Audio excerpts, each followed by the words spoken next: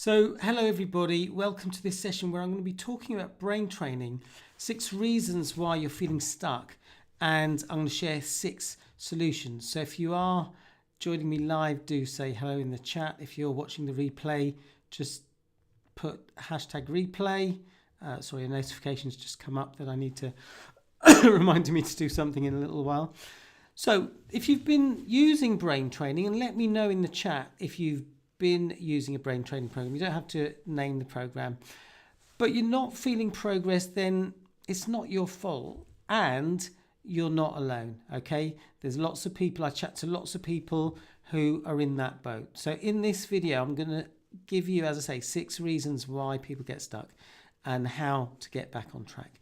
So if you don't know me, my name is Simon Pimenta. I had ME/CFS fibromyalgia for 8-9 years. At one point I couldn't walk for 1 minute. Got back to work, got back to life. Life is great. Got an injury a little while back, but life is still fantastic. Still get up in the morning, raring to go. So you're going to learn in this session how to regain a sense of agency and hope, and how to approach brain training in a way that's relaxed, playful, and empowering. So everything I share is shared with love, okay?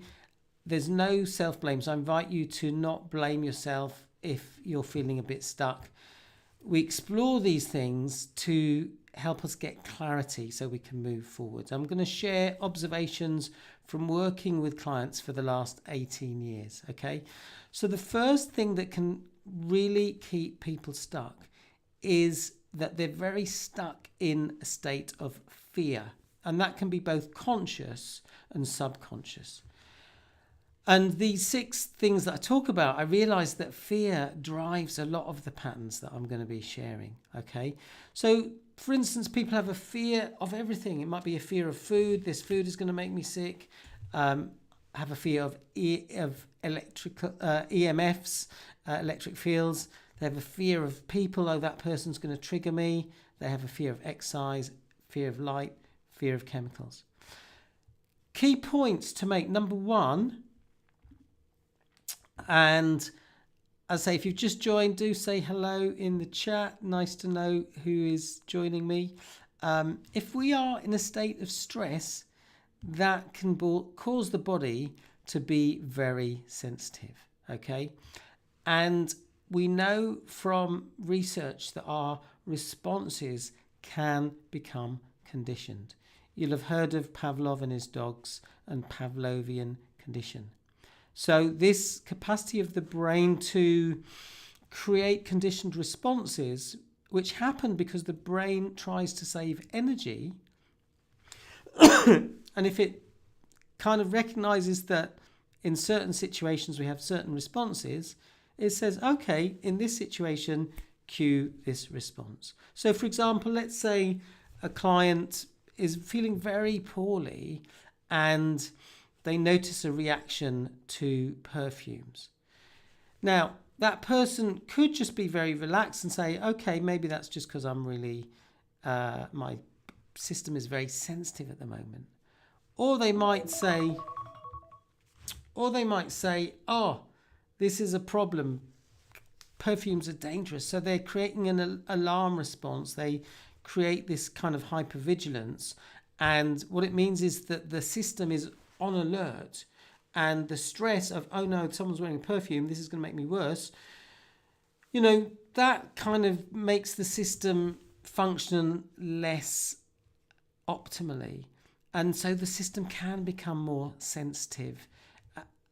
The third point is, that when our system is on high alert, for example, this can drive allergies. We know that the immune system can make mistakes. All right. This fear can show up in a number of different ways. For example, overthinking, body checking. I've had many clients who would say when they wake up, the first thing they do is check their body. They notice a symptom, then they feel a sense of helplessness and hopelessness. And at some level, they're saying, oh no, more of the same. Okay. And I can remember one time when I had ME/CFS, I had this kind of little mark on my arm And I went to the doctors and said, is this a problem? And they were just like, no, it's just normal. The mark's still on my arm, it hasn't changed. Okay, so we can body checking. We can also be checking the environment. Am I safe? Is this person okay?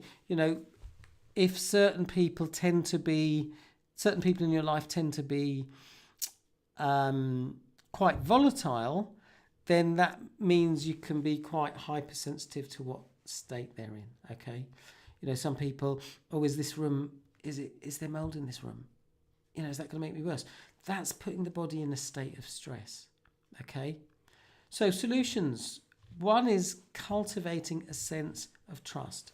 Now, this might not be an overnight fix, and I'll talk more about that as we go, but if we have that bias towards anxiety and worry, and that was me at one point, and there were people in my life I recognise I learned that pattern from, okay, and I had to unlearn that pattern, okay. I used to be very anxious, possibly you could say neurotic at times, did have the tendency to worry what people think about me, worried that I'd made mistakes, upset people, always thinking the worst, okay?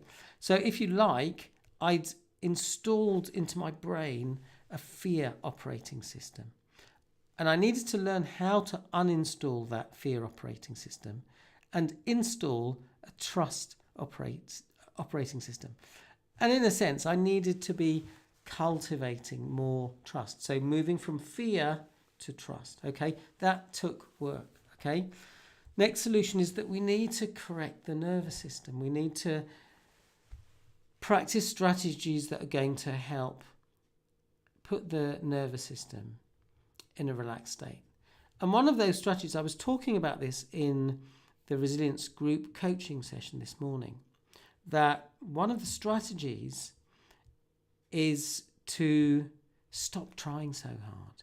If you notice, my system, at the moment I've got a bit of sore throat, I've had it for a few weeks, there's a lot going on in my life, won't go into the reasons, but I've been losing sleep for the last few nights, so my system's a little bit more fragile, okay.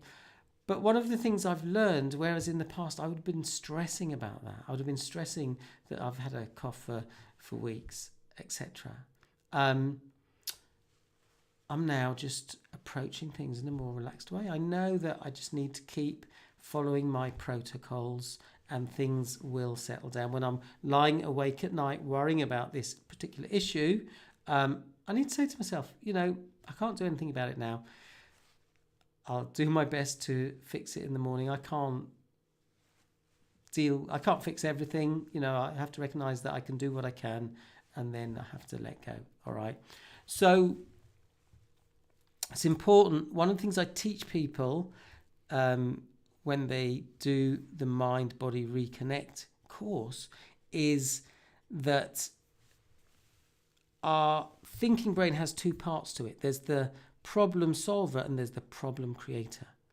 And in the MBR, Mind Body Reconnect, teach people how to correct the pattern. If people recognize they're constantly in that problem creator part of the thinking brain, creating problems, catastrophizing, chastising themselves, then I teach them how to get out of that state, okay?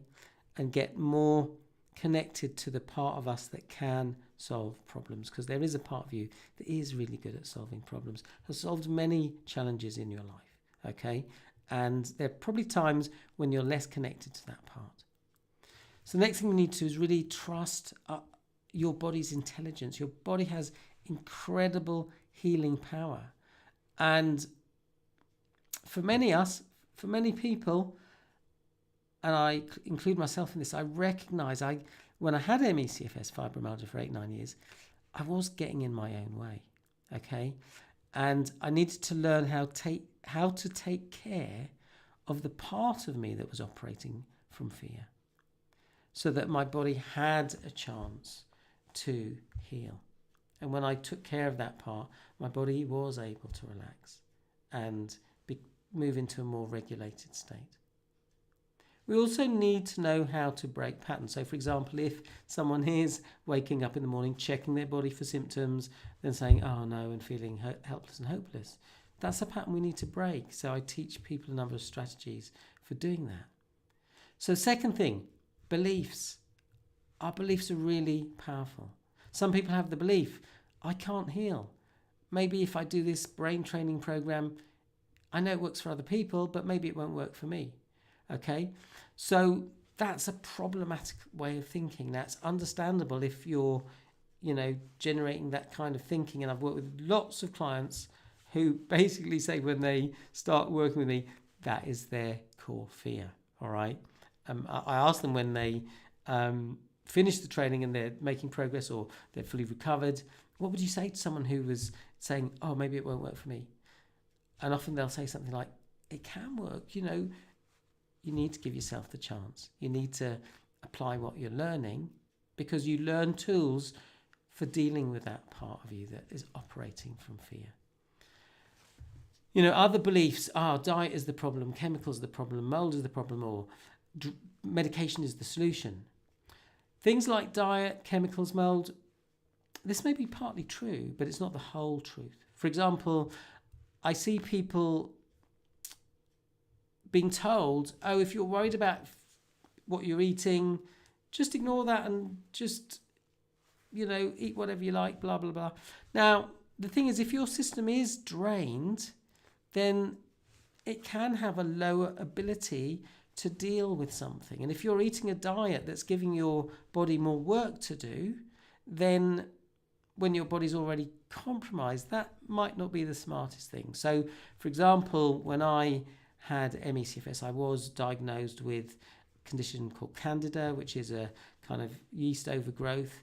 And so I went on a diet, follows a protocol, and people were saying to me, oh, it's very restrictive, and I would read blogs and articles from ME Association saying, don't go on these restrictive diets. It wasn't restrictive, it was very healthy. I cut out processed food, I cut out sugar, I was eating lots of veg, I was eating high quality protein, I was eating carbs with low glycemic index. My diet was probably better than it had ever been. I'd cut out sugar, all right?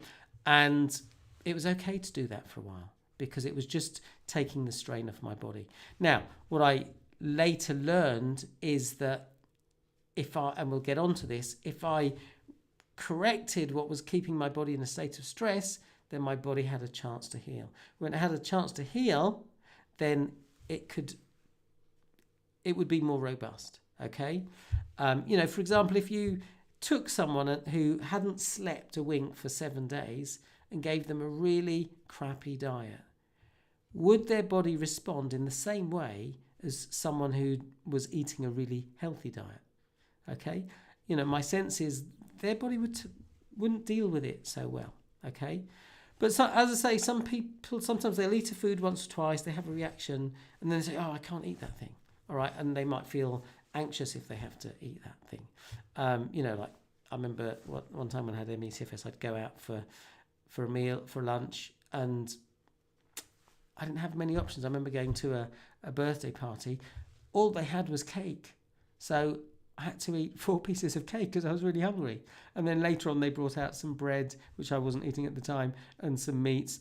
And I just thought, I'm going to eat it because I need to. And, I could have been really stressing about that, but I decided to just relax about it. And, I felt a little bit worse for wear the next day. But, because I was in a more relaxed state about it, it didn't have the same impact that it would have done if I was stressing. And I know that to be the case because there were times when I was really stressing about what I ate. And I think the stress is what kind of really knocked me out, okay? At one point, I couldn't eat bread. It just completely disagreed with me. Now I can eat it, no problem. But I choose not to eat crappy supermarket white bread. I prefer to eat, nutritious foods. If I eat bread, it's going to be sourdough because that's kind of better for you. It's kind of more nutrient dense and it's gentler on your system because it's fermented, okay? So sometimes people say, oh, I did some activity and that caused symptoms, so activity is the problem. Well, actually, it might be that it was the stress about doing activity that was the key factor, okay? And it might be that we have beliefs that activity is going to make us worse. So expectation, we know from research, if you want to know more about this, read the book by David Robson called The Expectation Effect. He goes into the science of how our expectations can really impact our experience. And I did a video on that, so check that out if you're interested. Okay, so what's the solution to all that? Well, let's get to point 3. The third thing that can keep people stuck is not embracing the root cause. And for many people, nervous system dysregulation is a root cause. Might not be for everybody. If that doesn't resonate, that's okay. Hope you find solutions. But for many people, certainly many people I've worked with and many people I haven't worked with, recognize that their nervous system is dysregulated. They are in constant fight, flight, freeze. Now, if someone is wedded to the medical model, then, they've been to the doctor's either saying, tests are normal, and, now they're feeling, well, it's not in my head, it's real. I'll come to your comment in a second. Ines, nice to have you with us. Or they find that there is some dysregulation. One thing we need to know about tests is that they can be a snapshot. So what's happening at one moment in time might not be a good predictor of what's happening over time. All right. Now, it is the case that if you've got a number of tests and they're all going in the wrong direction, then that's something that needs attention. And if that's because there is nervous system dysregulation going on, that's the thing that needs to be fixed, okay? I had clients, I remember one client who was really doing well, they were healing, they went to have some tests, and all the results were showing that things were off, and her doctor wanted to put her on all this medication. She was concerned about the side effects when she looked up some of the drugs. And she decided to just trust that actually she was making progress, and her philosophy was, and she said this to me, is like, I kind of feel if I keep going the way I'm going, on the trajectory I'm going, within a few months I'm going to be in a much better place, and I suspect my numbers are going to come down. And that's exactly what happened, okay? And she did make a massive, impressive recovery. So sometimes people say, I have this medical diagnosis, so the mind-body kind of approach isn't valid. Well, that diagnosis might be a result of that dysregulation.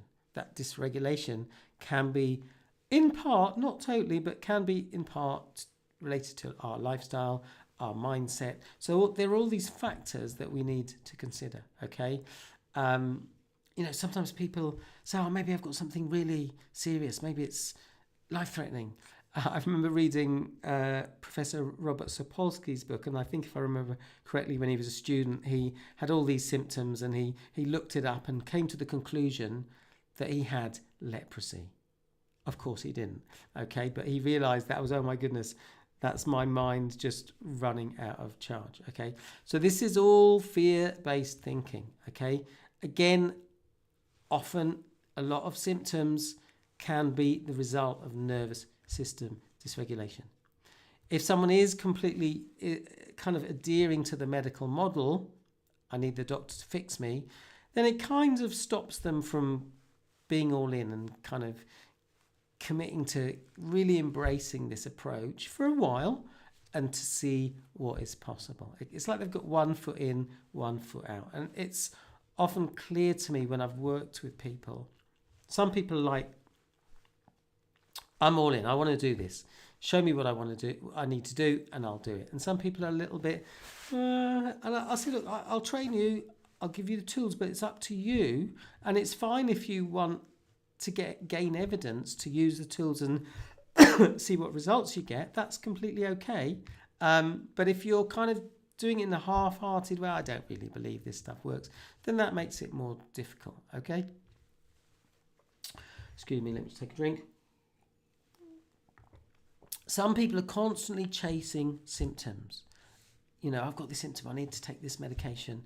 And obviously you've got to look, it's important to look at side effects of medications, because I remember a guy who was in my MECFS group saying, oh, I don't know why you do all this stuff you're doing, yoga and meditation, all that stuff. I went to the doctor, he gave me all these medications, medication for this, medication for that, and he ended up putting on 8 stone. Okay, and now he had even more problems. He literally went from 15 stone to about 23 stone. Okay, I know people who are on masses of supplements, and they're always like, okay, this is the next supplement, this is the thing that's going to help me. Oh, I feel so much better. But then a few months later, they're saying, oh, I need another supplement. Okay, so if that's the path you choose to explore, that is completely fine. If it works for you, great. If you find after doing this for a year or two, you're not getting the results you want, I encourage you to consider this solution I'm talking about, which is exploring mind-body approaches, exploring how we can regulate our nervous system. As I said earlier, one of the strategies is to try less hard, is to actually trust in your body, to let go, just, cultivate acceptance. I'm much better at cultivating acceptance when my body isn't working properly than I used to be, especially when I had MECFS.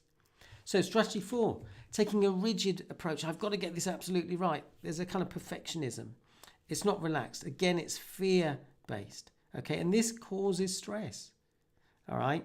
So solution to that is to approach things in a more playful way, to explore, okay, how can I do this in a less than perfect way? Okay, that's actually going to help me feel more relaxed. Strategy 5, we're using brain training techniques and they just become a bit boring. Okay, the brain loves novelty. One of the reasons people say they feel better when they go on holiday is because the brain is experiencing lots of novel stimuli. They're in a different environment. The architecture is different. The scenery is different. The food is different. Okay, people speak a different language, perhaps. Whatever it is. Okay, even if you're in the same country, there's that novelty of being somewhere different.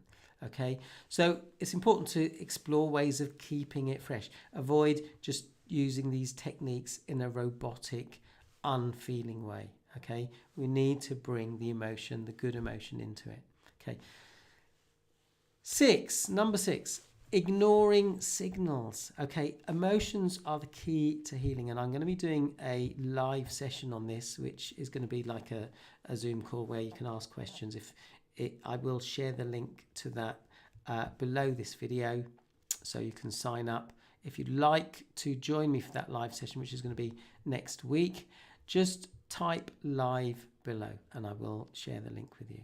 Okay, so consider that the emotions we experience, the sensations, the symptoms, these are signals that your needs aren't being met.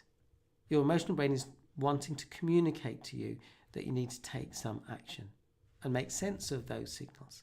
Okay, some brain training approaches kind of ignore those symptoms. They kind of say, oh, if you're experiencing an emotion like fear, let's just say stop to that. Let's take ourselves to a place where you feel relaxed, like lying on the beach, get yourself to a good state.